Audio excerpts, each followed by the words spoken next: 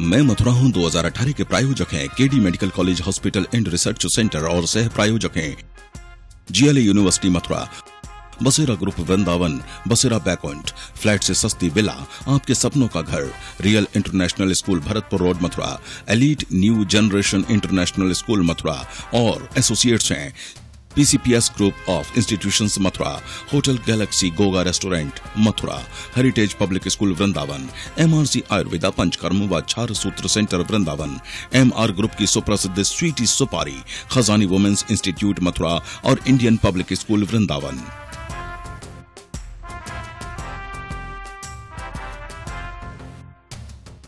मैं धर्म भूमि कर्म भूमि कृष्णा की जन्म भूमि विश्व में पहचान रखता हूँ। मैं मथुरा हूँ, मैं मथुरा हूँ, मैं मथुरा हूँ।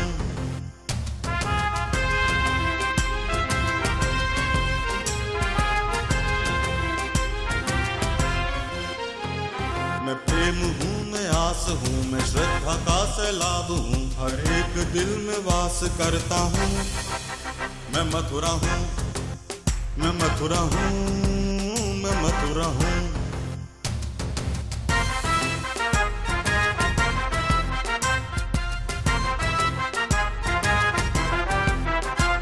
हरिदास हूँ, रस खान हूँ, मैं गीता हूँ, पुराण हूँ, मैं एकता का प्रमाण रखता हूँ। मैं मथुरा हूँ, मैं मथुरा हूँ, मैं मथुरा हूँ।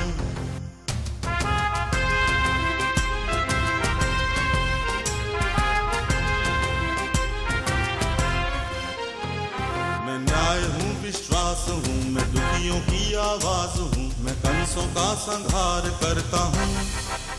मैं मथुरा हूँ, मैं मथुरा हूँ, मैं मथुरा हूँ, मैं मथुरा हूँ। नमस्कार, एक बार फिर से आप सभी का बहुत बहुत स्वागत है हमारे खास कार्यक्रम मैं मथुरा हूं में।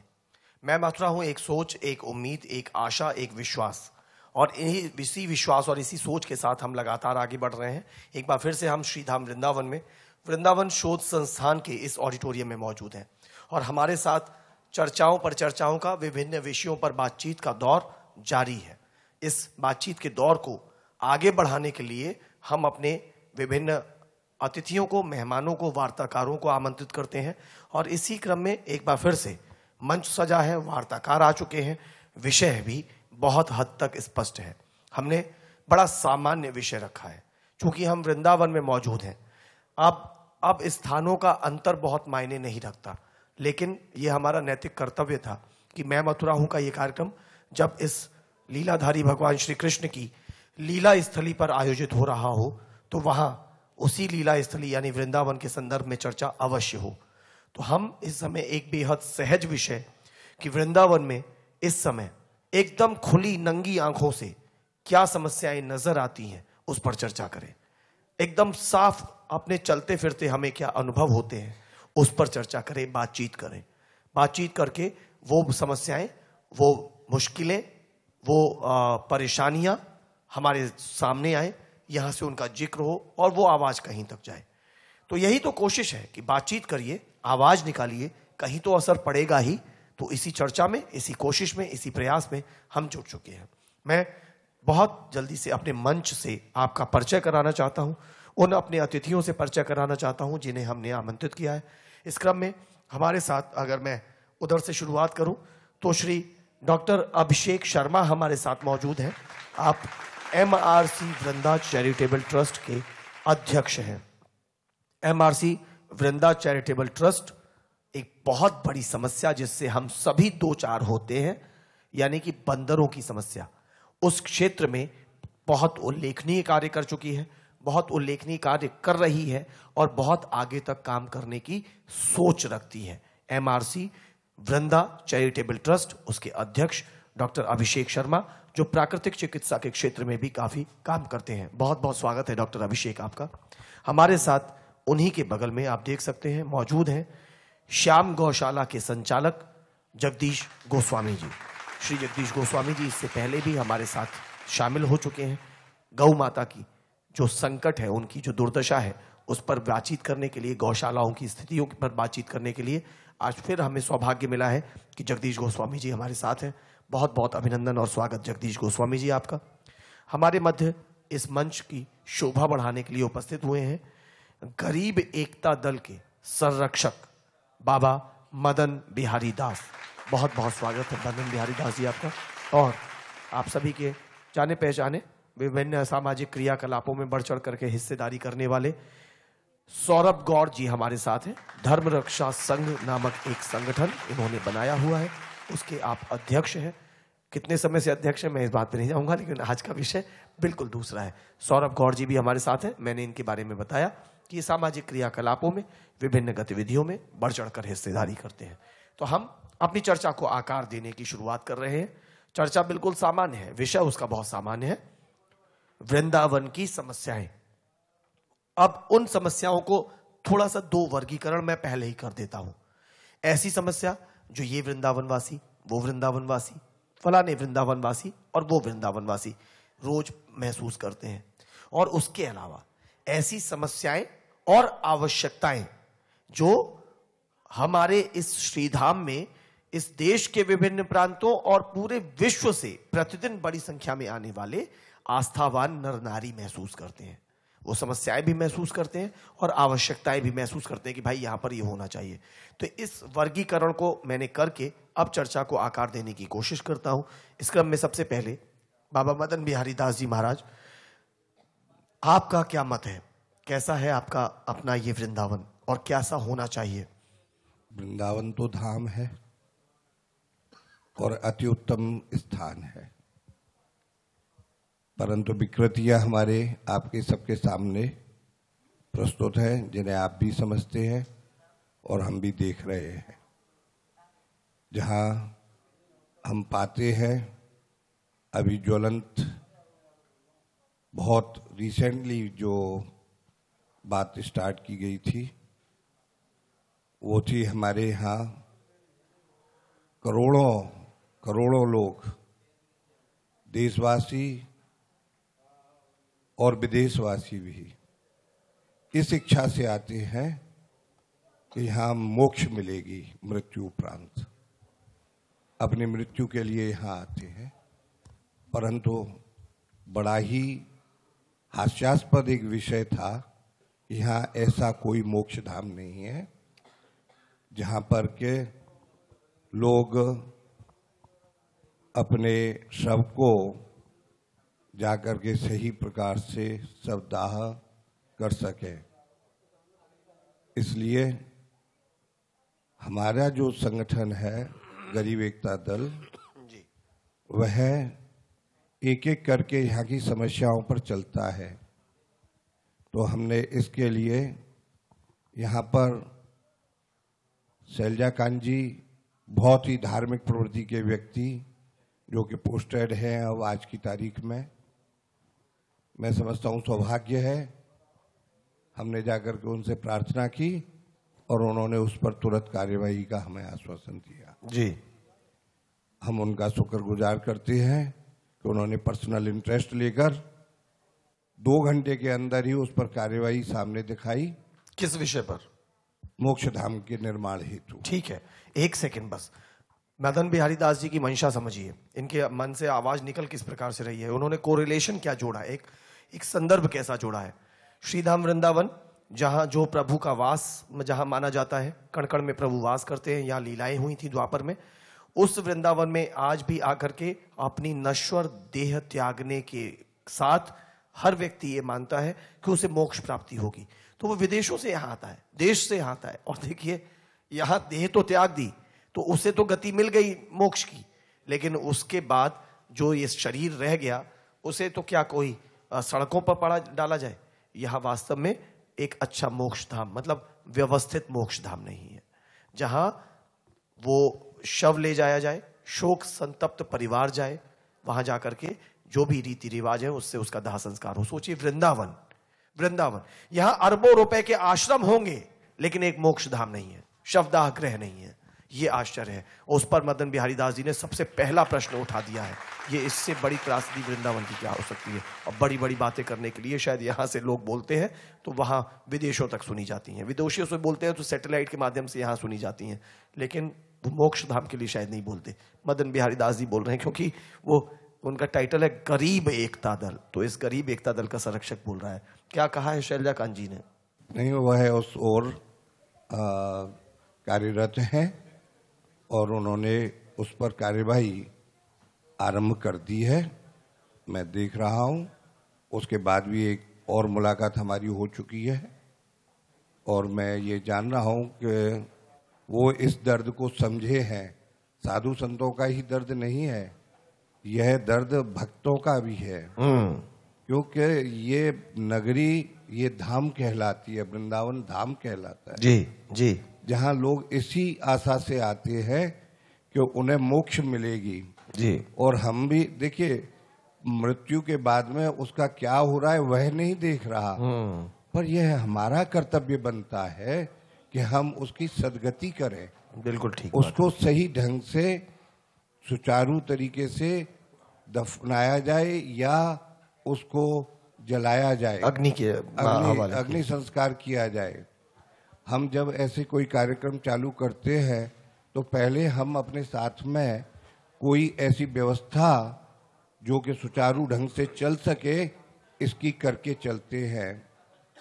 हमने इसी के पैरेलल एक व्यवस्था तैयार की है जिसका भी नाम है वृंदावन मोक्ष धाम सेवा संस्थान जी, जो कि कल ही हमने रजिस्टर्ड कराया है।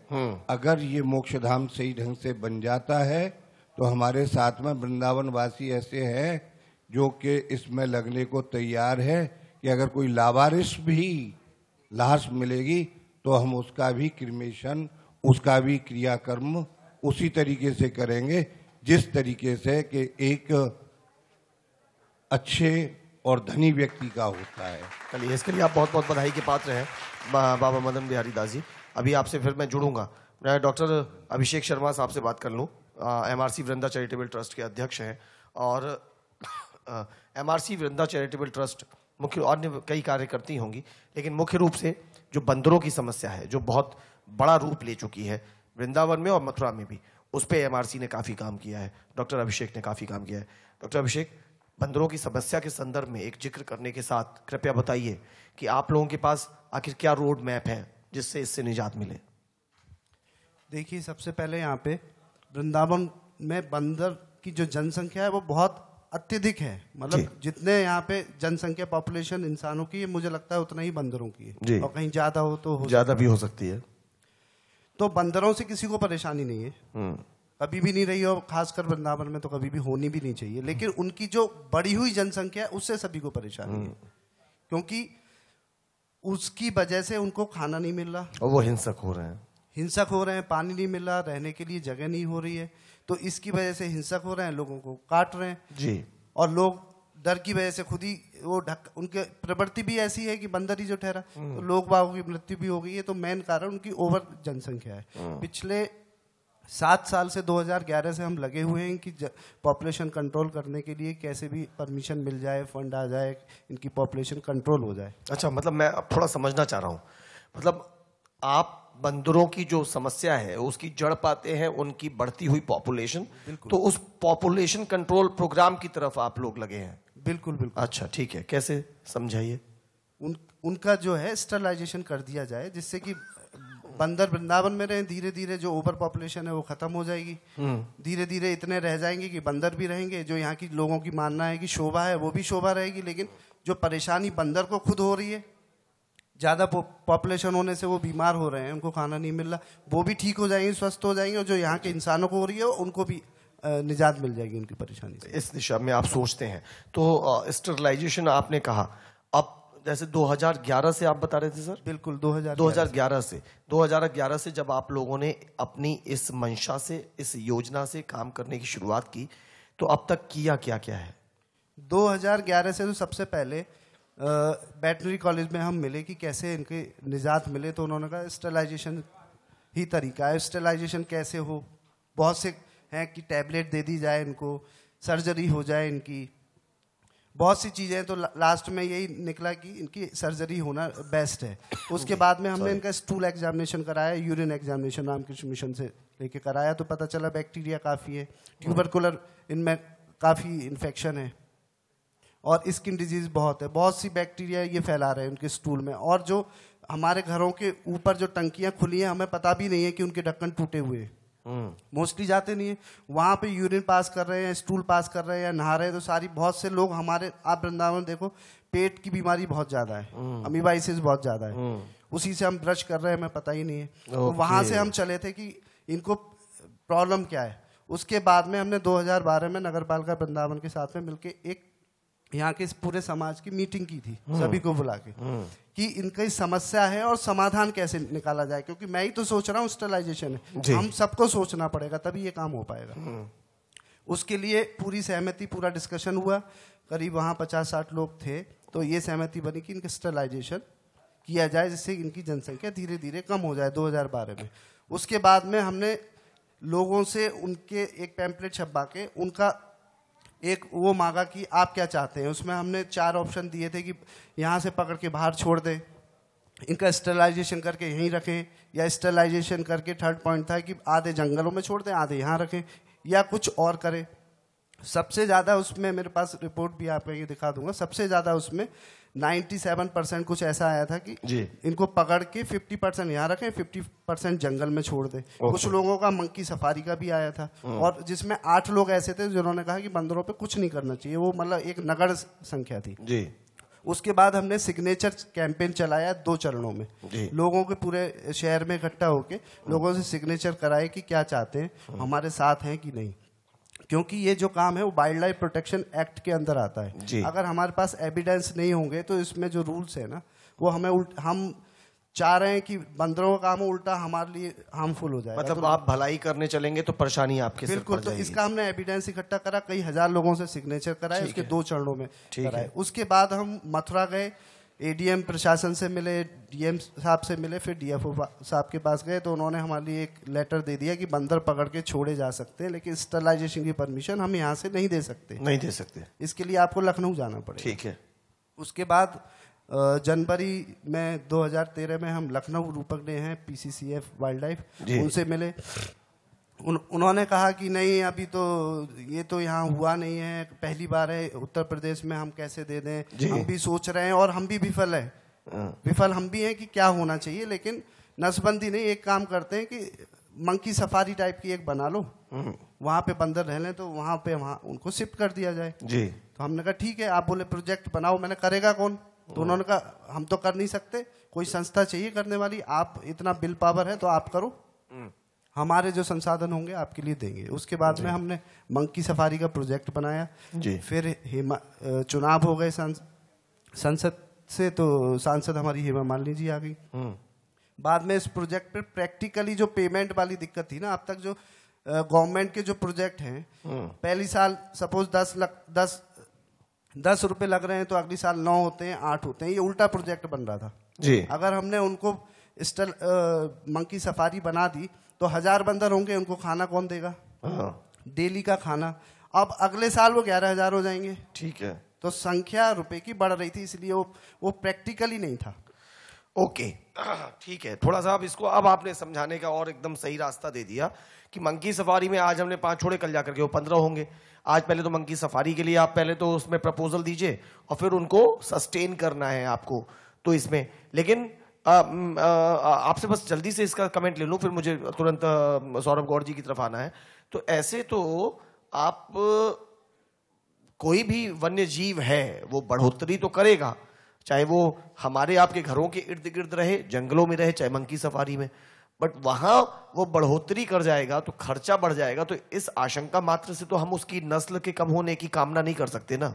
नहीं, मेरा ये सजेशन था कि इनकी स्टरलाइजेशन करके पहले स्टरलाइज करें, उसके बाद में मंकी सफारी बनाए। ठीक है। अब स्टरलाइज किया और मंकी सफारी में छोड़ा, एक निश्चित अवधि के बाद जब प्रजनन के बाद भी वो संतान उनकी नहीं होंगी, नई पीढ़ी नहीं आएगी, तो वो समाप्त होंगे।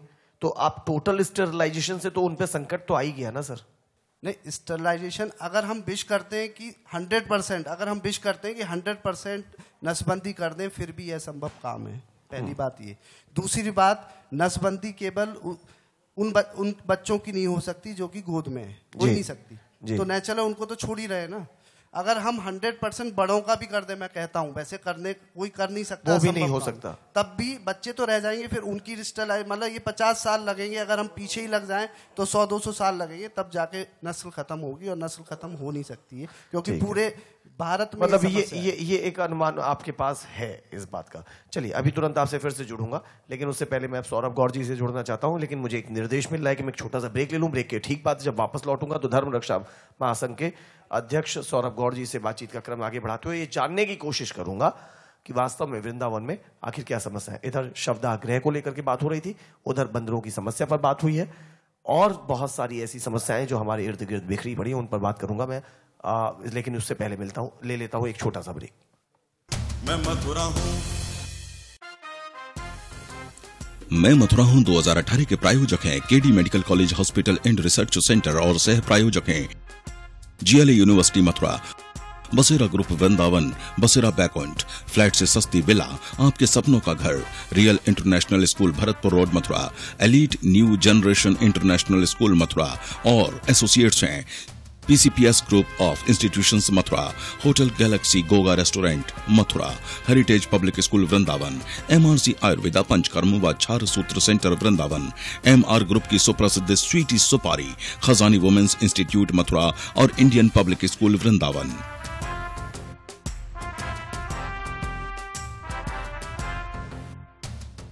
मैं मथुरा हूं। ब्रेक के बाद एक बार फिर से आप सभी का बहुत बहुत स्वागत है। आप देख रहे हैं नियो न्यूज पर हमारा खास कार्यक्रम मैं मथुरा हूं, और इस मैं मथुरा हूं कार्यक्रम के अंतर्गत इस समय हमने वृंदावन की वास्तविकता, वृंदावन की वर्तमान स्थिति, वृंदावन में क्या है समस्याएं, उन पर वार्ता करने के लिए अपने मेहमानों को आमंत्रित किया है। मैं एक बार फिर से परिचय करा दूं। हमारे साथ मौजूद हैं धर्म रक्षा संघ के अध्यक्ष सौरभ गौर साहब, हमारे संग मौजूद हैं गरीब एकता दल के संरक्षक बाबा मदन बिहारी दास जी महाराज, हमारे संग हैं एमआरसी वृंदावन चैरिटेबल ट्रस्ट के अध्यक्ष डॉक्टर अभिषेक शर्मा, और हमारे साथ हैं श्याम गौशाला के संचालक जगदीश गोस्वामी जी। आप चारों का बहुत बहुत स्वागत। अपनी चर्चा को आगे बढ़ाऊं उससे पहले मैं आभार व्यक्त करना चाहता हूं हमारे सभी सहयोगियों को। मैं मथुरा हूं कार्यक्रम 2018 में इस स्पॉन्सर हैं RK group of institutions, RK group of institutions द्वारा संचालित KD medical college hospital and research centre हमारे को स्पॉन्सर्स में हमारे साथ हैं जीएलए विश्वविद्यालय, Basera group Vrindavan, real international school और एलीट इंटरनेशनल स्कूल। हमारा एसोसिएट्स के तौर पर साथ दे रहे हैं PCPS group of institutions, hotel Galaxy Goga restaurant, heritage public school Vrindavan, MRC Ayurveda प्राकृतिक चिकित्सा के क्षेत्र में उल्लेखनीय कार्य करने वाला एक संस्थान, एमआर ग्रुप की स्वीटी सुपारी, खजानी वुमेन्स पॉलिटेक्निक और इंडियन पब्लिक स्कूल वृंदावन। आप सभी का बहुत बहुत स्वागत और हमारे दर्शकों का एक बार फिर से बहुत बहुत अभिनंदन। फिर जल्दी से जुड़ जाते हैं अपने मेहमानों के साथ। बातचीत चल रही है सौरभ गौर साहब वृंदावन की समस्याओं पर। यह हमारे लिए बहुत आवश्यक है कि हम यहाँ बैठ करके यहाँ की समस्याओं का जिक्र करें, वो जिक्र कहीं तक जाए और समाधान के प्रयास भी शुरू हों। हम और आप एक सोसाइटी का हिस्सा है, हम सबको अपने अपने कर्तव्य निभाने चाहिए। क्या लगता है कि जिस प्रकार से वृंदावन की ख्याति है, मथुरा वृंदावन जो श्रीधाम है, भगवान की जन्मस्थली, लीला स्थली है, आज क्या इसकी दशा इसके पुरातन स्वरूप के अनुरूप है कि नहीं? सबसे पहले मैं श्री अनूप शर्मा जी समेत नियो न्यूज की पूरी टीम को धन्यवाद दूंगा, बधाई दूंगा कि उन्होंने इतने महत्वपूर्ण विषय को लेके आज चर्चा रखी है और हमें इस चर्चा में शामिल होने का मौका दिया है। इसके लिए आप सबको धन्यवाद, बधाई। बहुत बहुत आभार।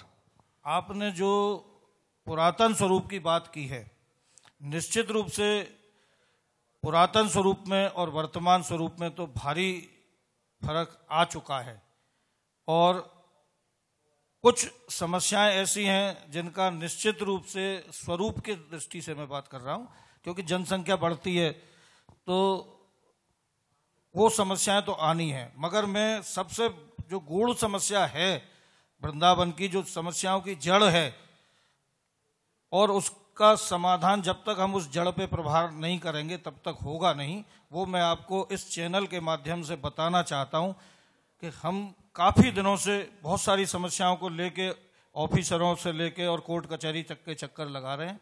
सबसे बड़ी समस्या हमारे यहाँ जो भी ऑफिसर्स आते हैं, जो सरकारी अफसर आते हैं, उनकी इच्छा शक्ति का अभाव होना है जी। क्योंकि कोई भी समस्या ऐसी नहीं है जिसका समाधान न हो सके जी। मगर एक ही समस्या है हमारे सामने कि जितने भी सरकारी अफसर आते हैं, जो योजनाएं तैयार करते हैं, उनके अंदर यहाँ की समस्याओं के प्रति कोई संवेदनाएं नहीं है, कोई इच्छा शक्ति नहीं है। पूरी तरीके से वो संवेदनहीन होकर और अनिच्छा से जिस योजना को तैयार करते हैं और धरती पर, पटल पर उस योजनाओं का कहीं भी कोई प्रारूप बनता हुआ दिखता नहीं है, इसलिए वो समस्याएं बढ़ती हैं। कागजी घोड़े दौड़ते हैं लेकिन जमीनी हकीकत कुछ और होती है। इसमें मैं उदाहरण दे रहा हूं आपको, समझिए। जी।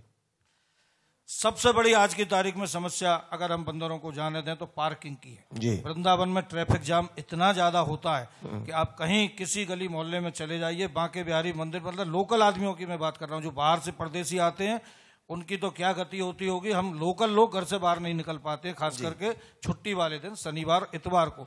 ये पार्किंग की इतनी बड़ी समस्या है, इसका समाधान सरकार चाहती नहीं है और अनिच्छा से, मैंने जैसे बताया, समाधान की कोशिश हुई तो जितनी पार्किंग बनाई गई सब रॉन्ग साइड बनी है। आप देखिए, आप मथुरा से आइए, दारोल पार्किंग बनी हुई है, रॉन्ग साइड बनी है।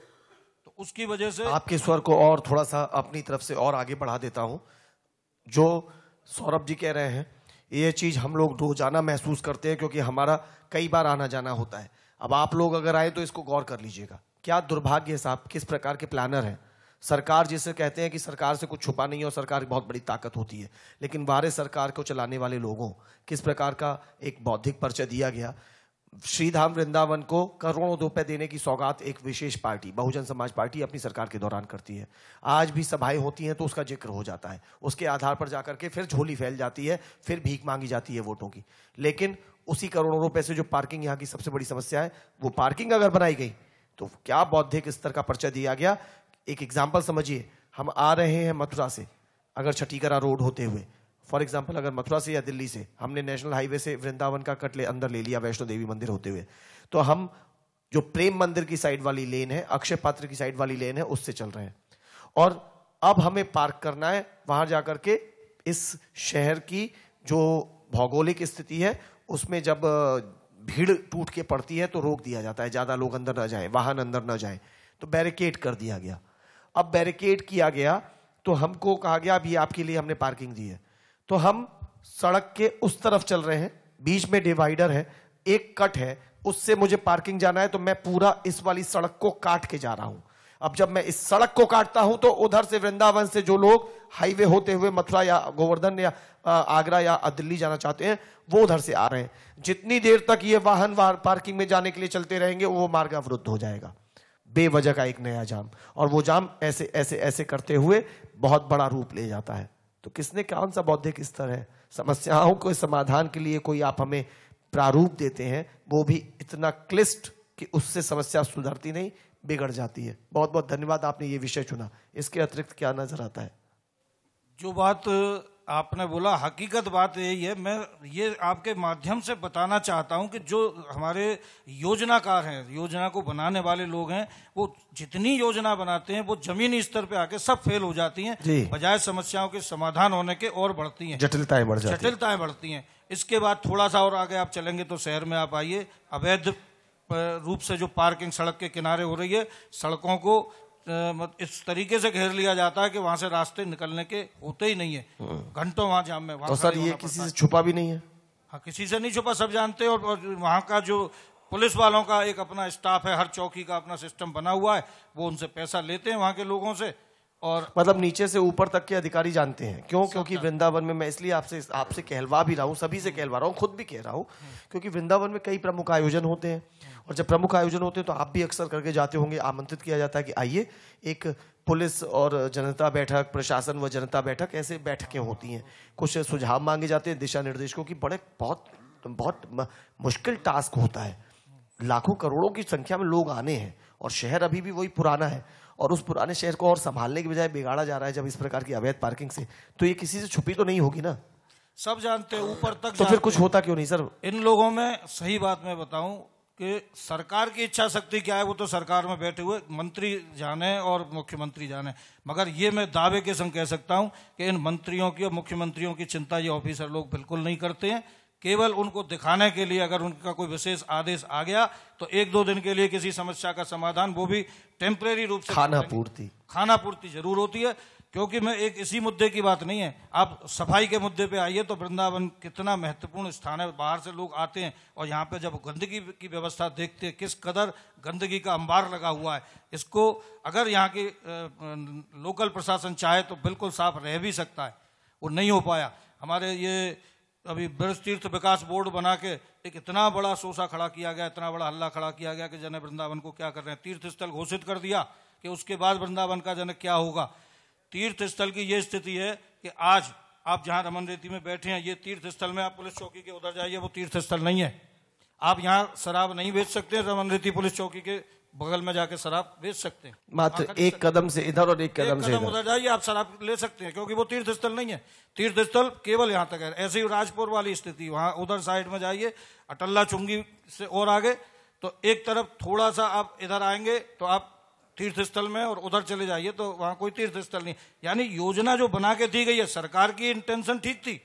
श्रीकांत जी ने, मंत्री जी ने या मुख्यमंत्री जी ने वृंदावन को सौगात देने के प्रयास किए, मगर जो उनको यहाँ से योजना बना के दी गई जिन सरकारी अफसरों के, जो खाका खींचा गया, वो इतना गलत था, बहुत सारी खामियां हैं कि उसमें बहुत खामियां हैं। आज नगर निगम में कौन सी चीज आनी थी, कौन सी नहीं आनी थी, ये एक वृंदावन की बड़ी भारी समस्या हो गई है। अच्छा, ये भी आप बताना चाहते हैं?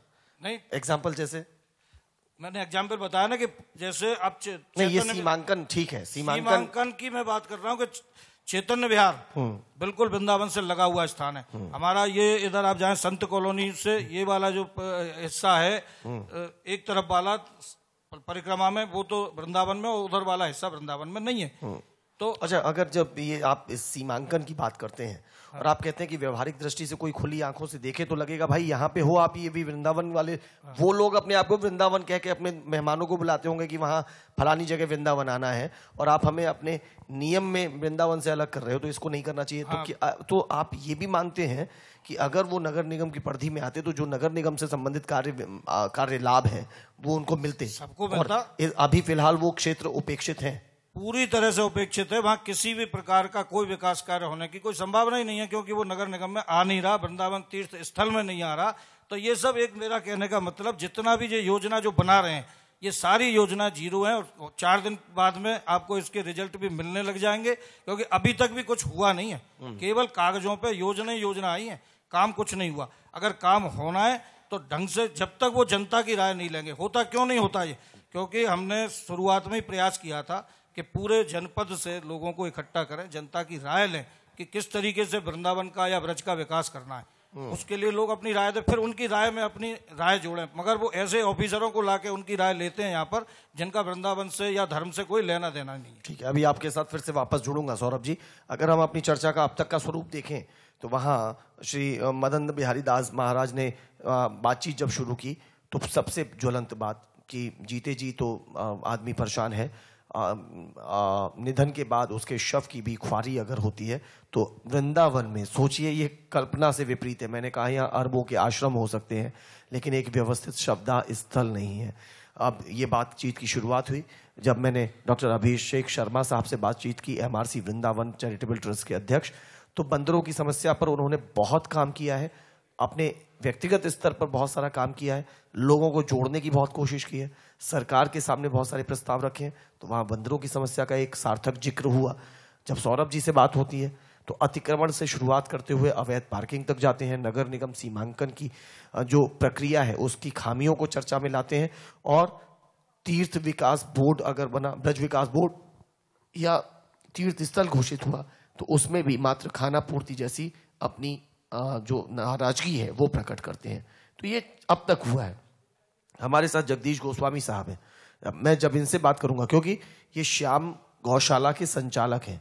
स्वाभाविक रूप से वृंदावन एक ऐसा स्थान जहां दूध दही की नदियां बहती थी। भगवान श्री कृष्ण गौएं चराया करते थे। उनकी सबसे प्यारी गौओं का यहाँ बहुत भरमार थी और बड़ी प्रसन्नता से, बड़े उल्लास के साथ ब्रजवासी गौओं की सेवा करते थे। पिछले कुछ वर्षों में गौओं की दुर्दशा देखने को मिल रही है। जगदीश गोस्वामी साहब से अगर मैं बात करूंगा तो वहां मुझे लगता है कि स्वाभाविक रूप से वो गौओं की स्थिति पर भी बात करेंगे। फिर भी देखते हैं कि किन विषयों पर वो बात करना चाहते हैं। मैं वृंदावन की समस्याओं का जिक्र कर रहा हूं, आप ही लोगों से जान रहा हूं। यहां से निकल के आवाज कहीं तक जानी है। जाने के बाद हमारी उम्मीद है कि वो आवाज किसी पर असर डालेगी और लोग नई चेतना के साथ काम करेंगे, प्रयास करेंगे। क्या समस्याएं आप देखते हैं जगदीश गोस्वामी जी?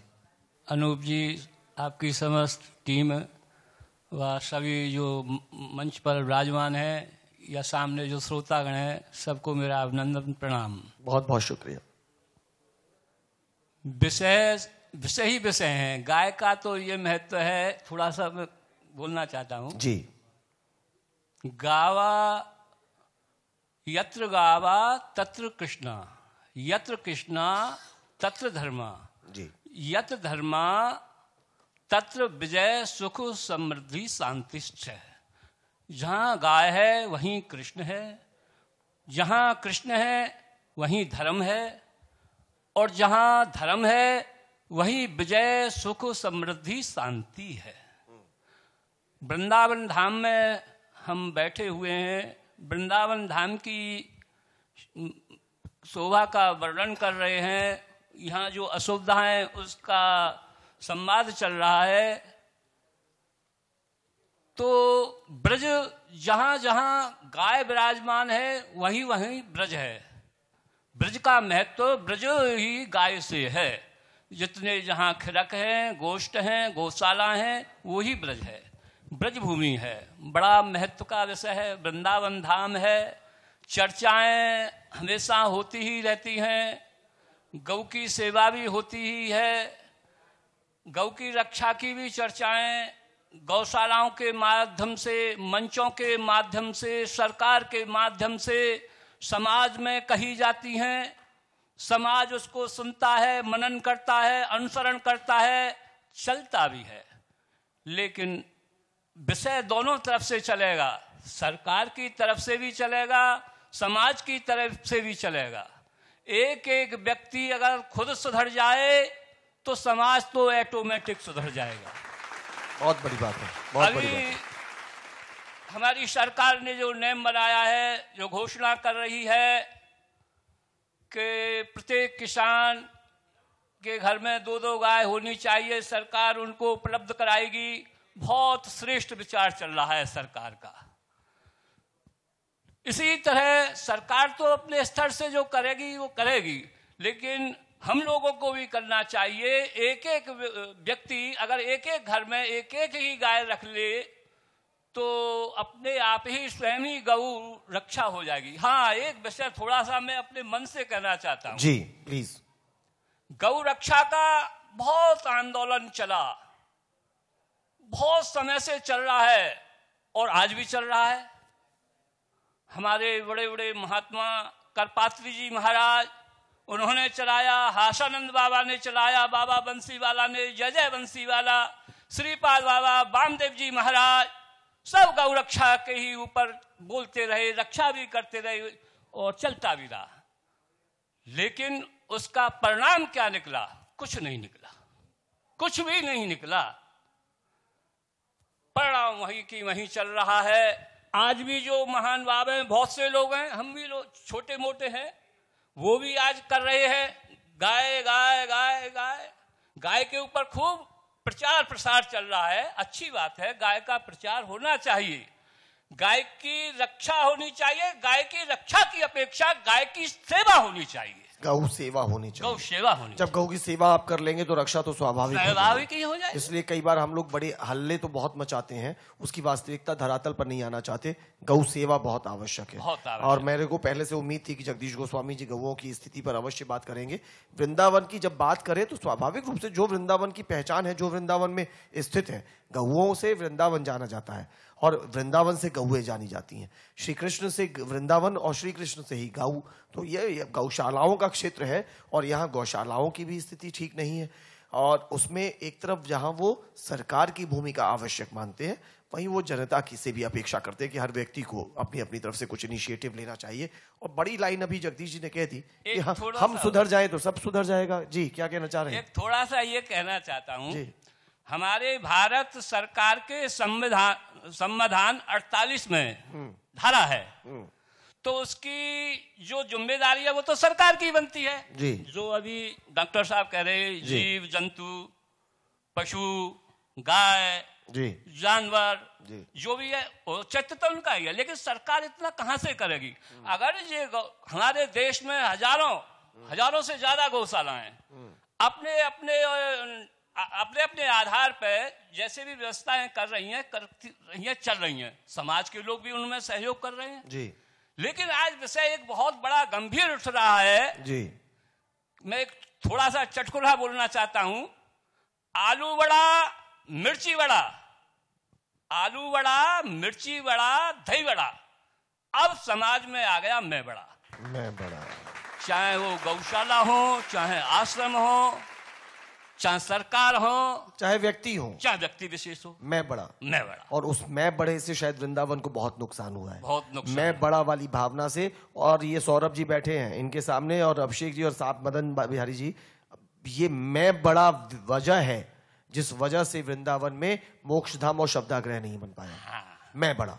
आज आप किसी एक को दे दीजिए किसी एक को, उसने कहा अनूप बनाएगा, तो फिर तुरंत अगर वो ना बन के तैयार हो जाए तो आप देखिए, लेकिन अनूप बनाएगा तो सौरभ गौड़ जी कैसे बनने देंगे? बोले तो अनूप ही ठेकेदार है क्या?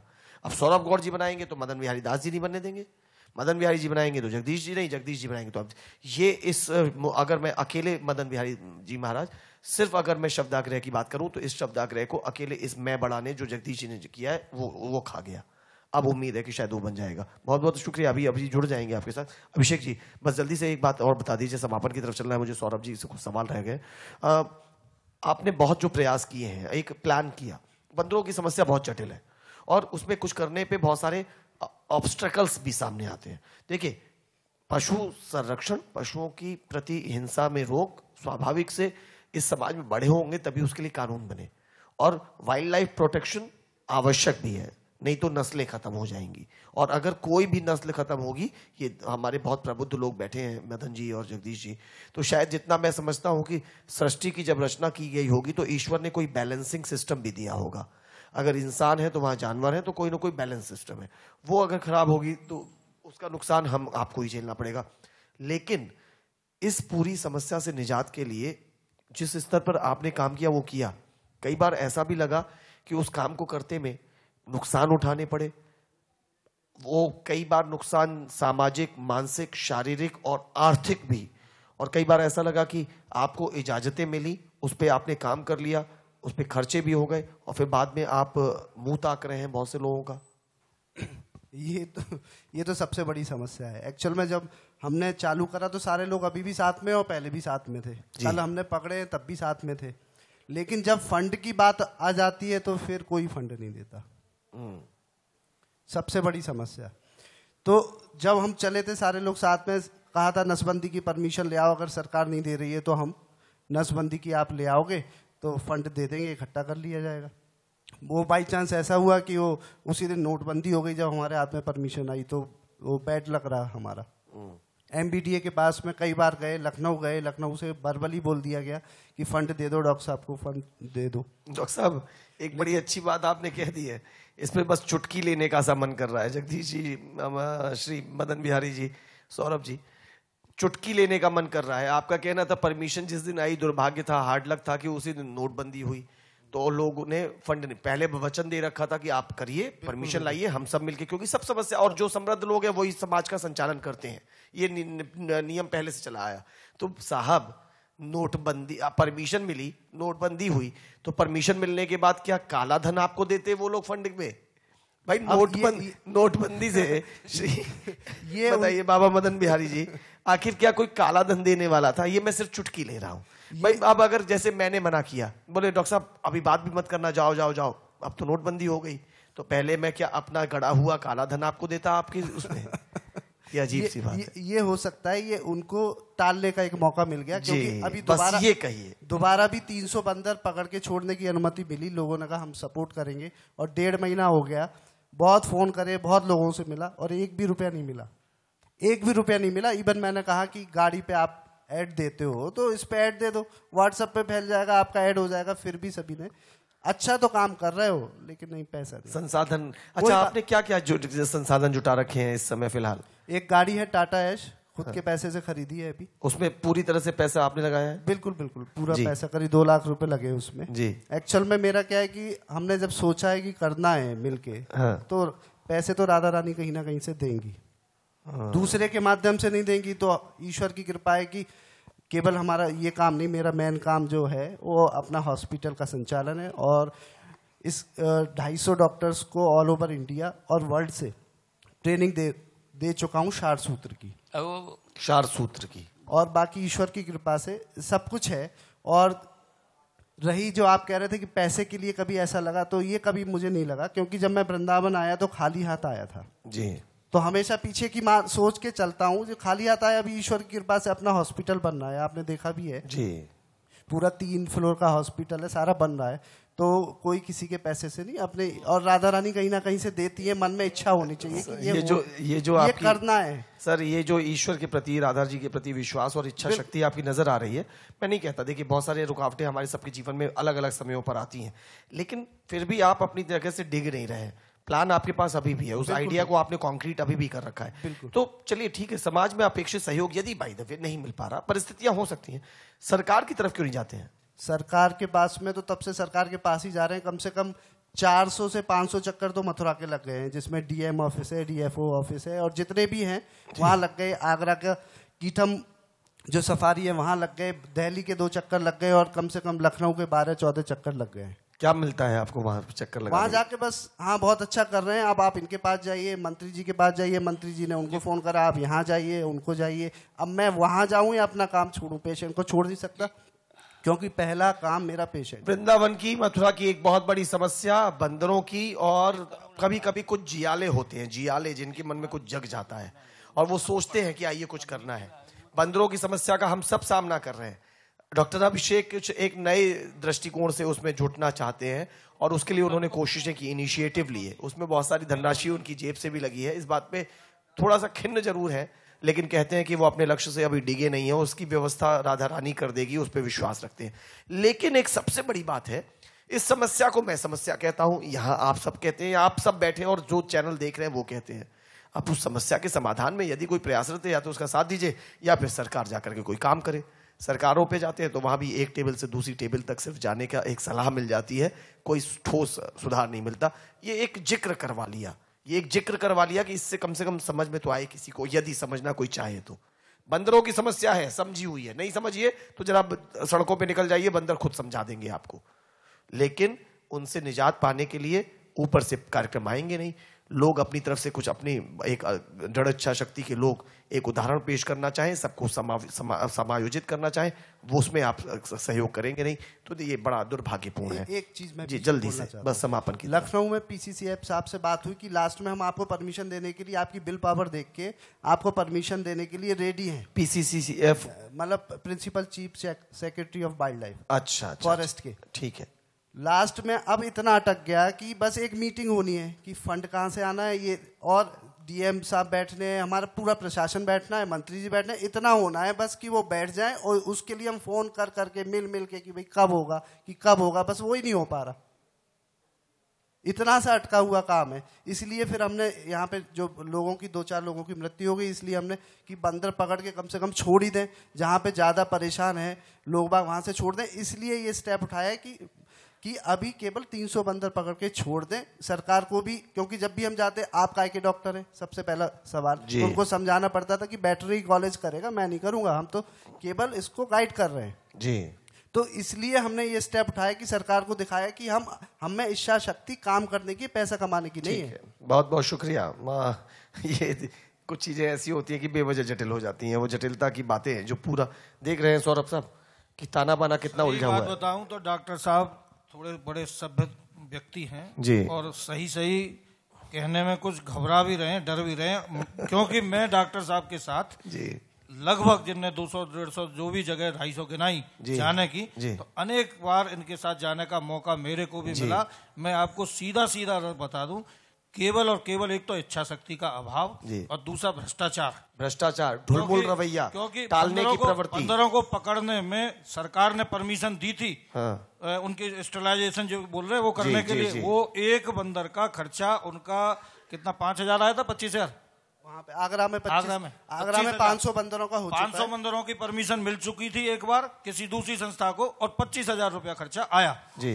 डॉक्टर साहब ने जो अपना खर्चा दिया वो मात्र 2,500 रुपया, 2,800 रुपये ऐसा कुछ दिया, लगभग आधा नहीं 1/10।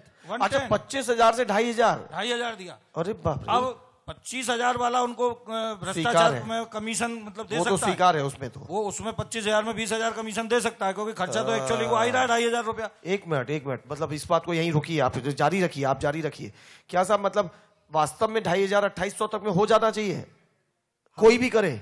नहीं, बिल्कुल हो जाना चाहिए। हमने बिल्कुल जो साधन है लिमिटेड रखे हैं। नहीं, अगर ईमानदारी से, अगर पारदर्शिता के साथ सौरभ जी अगर किया जाए तो हो जाएगा 250-2,800 हो जाएगा। डॉक्टर साहब ने पूरा प्रोजेक्ट बना रखा है, लेकिन वही काम 28,000 में 25,000 में हो रहा था। बिल्कुल वो 25 हो रहा था। तो इसका मतलब बीच का कहाँ जा रहा था? तो वो बीच का उनके अफसरों के जेब में जा रहा था। अब अगर मैं अफसरों को देने लायक बजट बना करके प्रस्तुत करूं, नहीं तो पास हो जाएगा, तो वो पास होगा नहीं। मैं कह रहा हूं, या तो मैं 25,000 वाला दूं अभी, वो पास हो जाएगा। अब मैंने दिया वास्तविकता वाला, तो ना तो मैं खुद खा रहा हूं, ना आपको खाने लायक दे पा रहा हूं, तो वो वहां पर अटका हुआ है। मैं डॉक्टर साहब को बता चुका हूं, जो अब यदि ये सच्चाई है तो ये बहुत दुर्भाग्य। मेरे पास तो इसका प्रमाण है। मदन दास जी कुछ कहना चाहेंगे? माइक आपके पास है। यदि ये सच्चाई है तो ये बहुत दुर्भाग्यपूर्ण है। ये बात तो है। जहां तक के बात बड़े अमाउंट का जो बिल पास होगा तो उसमें से वो डिसबर्समेंट तो जाएगा ही, नेचुरली है। लेकिन ये तो बहुत बड़ा डिफरेंस है सर। हाँ, 1/10 का डिफरेंस, 25,000 से 2,500। तो वो करप्शन भी उसी तरीके से है ना। हमारे यहाँ जो करप्शन चल रहा है वो भी बड़ी हाई लिमिट पर है। तो अगर 2,500 में काम कराने जाएंगे तो मिलेगा क्या उन लोगों को? इसलिए उस चीज की परमिशन मिलेगी ही नहीं। परमिशन उसी चीज की मिलेगी जिसमें को उनको कुछ मिल सकेगा। ये बिल्कुल सत्य है।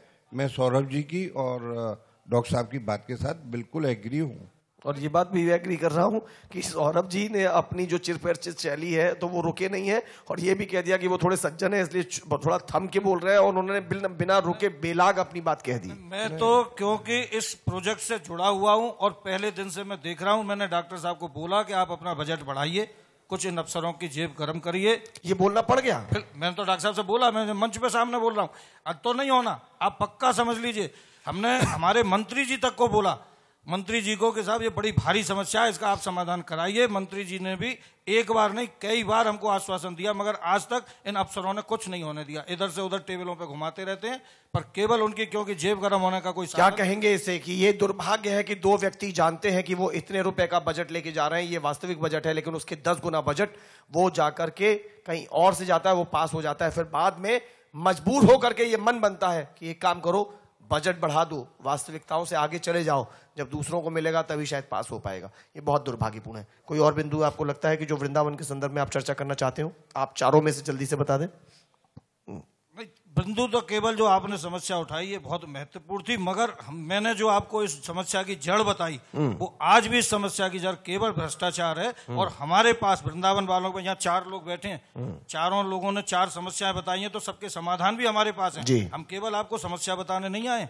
हमने शैलजा कांत जी को पहली बार में ही जब आए थे तो समस्या बताई थी 12, तो 12 समस्या के संग उनके समाधान बताए थे, मगर मुझको नहीं लगा कि उनको किसी भी समाधान में कोई रुचि है। समस्या सुन के अपने तरीके से वो करने लगे। अगर सरकार चाहे इन यहाँ बैठे हुए या लोकल लोगों से, कोई भी जिस समाज के व्यक्ति हैं उनसे समाधान पूछे, तो हर समस्या का समाधान समाज के पास है। सरकार को उनके अनुकूल चलना है, पर सरकार उल्टा कर एक सही सामंजस्य बनाना है और इच्छा शक्ति दिखानी है, भ्रष्टाचार को समाप्त करना है, तब शायद समस्याओं का समाधान होगा। हमने ट्रैफिक प्लान भी पूरा दिया हुआ है, पूरा ट्रैफिक प्लान दिया है, समस्या के समाधान, प्रैक्टिकली ट्रैफिक प्लान दिया है, ऐसा नहीं प्रैक्टिकली ट्रैफिक प्लान। ठीक है, प्रैक्टिकल ट्रैफिक प्लान दिया है, लेकिन उस पर कभी अमल नहीं हो पाता, जाने क्यों नहीं उस सोच के साथ कोई आगे बढ़ पाता है।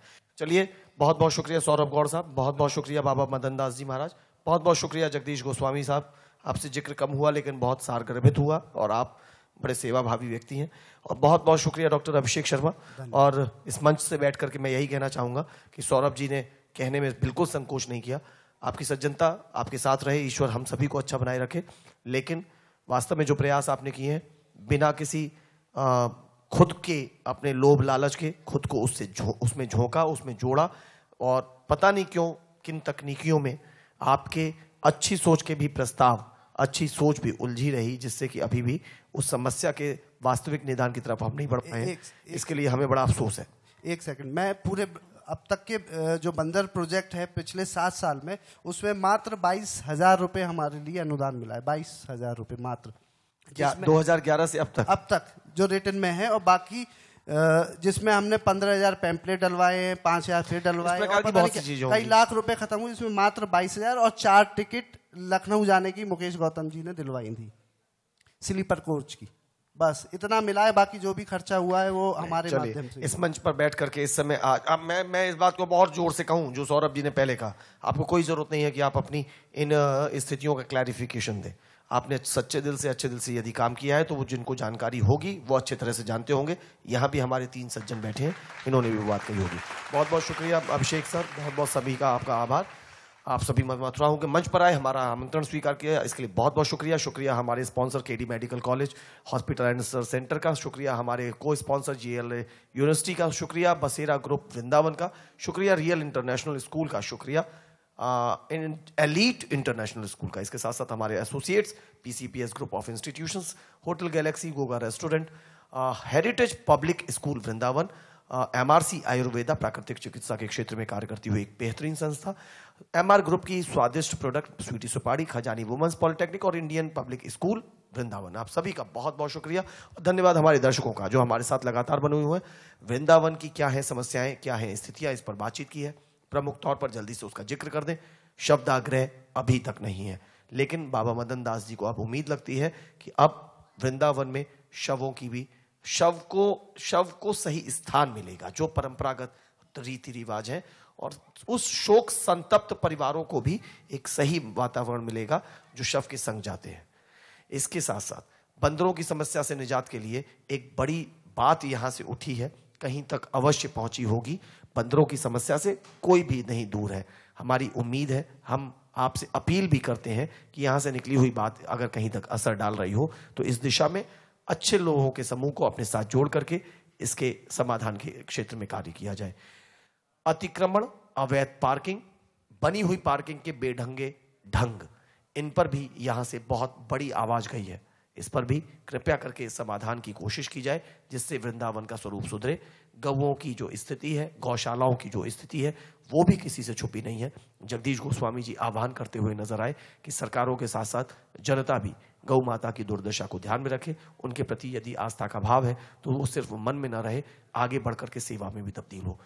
सरकार, मशीनरी, सिस्टम अपने तरीके से इच्छा शक्ति को जागृत करके श्री धाम वृंदावन जो पूरे विश्व में प्रसिद्ध है उसके स्वरूप को निखारने की कोशिश करे। और आम जनमानस से भी हमारी अपील है इसी मंच से, मैं मथुरा हूं के मंच से, कि प्लीज आप सभी के हिस्से में योगदान बतौर जो कुछ भी हो, चाहे मानसिक सोच हो, शारीरिक श्रम हो या आर्थिक आवश्यकता हो, तो उसमें अपना सहयोग अवश्य दें। अपने उत्तरदायित्वों को एक सिविलाइज्ड सिटीजन के तौर पर अवश्य निभाएं। ये थी हमारी आज की इस विषय की चर्चा, कैसा हो हमारा वृंदावन, कैसा है हमारा वृंदावन। हमारे मेहमानों को बहुत बहुत धन्यवाद और धन्यवाद आप सभी को जो बने हुए हैं लगातार हमारे साथ। मिलते हैं एक नई परिचर्चा में, मैं मथुरा हूं के मंच पर अगले एपिसोड में। नमस्कार। मैं धर्म भूमि, कर्म भूमि, कृष्णा की जन्म भूमि, विश्व में पहचान रखता हूँ। मैं मथुरा हूँ, मैं मथुरा हूँ, मैं मथुरा हूँ।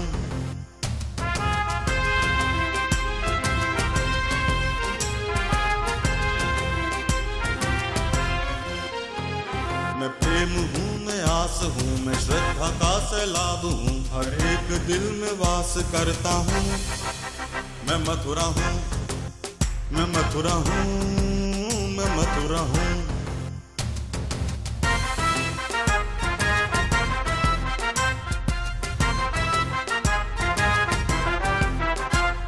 हरिदास हूँ, रस खान हूँ, मैं गीता हूँ, पुराण हूँ, मैं एकता का प्रमाण रखता हूँ।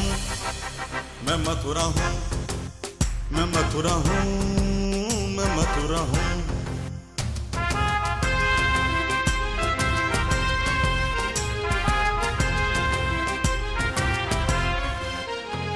मैं न्याय हूँ, विश्वास हूँ, मैं दुखियों की आवाज हूँ, मैं कंसों का संहार करता हूँ। मैं मथुरा हूँ, मैं मथुरा हूँ, मैं मथुरा हूँ, मैं मथुरा हूँ। मैं मथुरा हूं 2018 के प्रायोजक थे KD medical college hospital and research centre और सह प्रायोजक थे जीएलए यूनिवर्सिटी मथुरा, बसेरा ग्रुप वृंदावन, बसेरा बैकुंठ, फ्लैट से सस्ती विला, आपके सपनों का घर, real international school Bharatpur road Mathura, elite new generation international school Mathura और एसोसिएट्स थे PCPS group of institutions Mathura, hotel Galaxy Goga restaurant Mathura, heritage public school Vrindavan, MRC Ayurveda Panchakarma व चार सूत्र सेंटर वृंदावन, एमआर ग्रुप की सुप्रसिद्ध स्वीटी सुपारी, खजानी वुमेन्स इंस्टीट्यूट मथुरा और इंडियन पब्लिक स्कूल वृंदावन।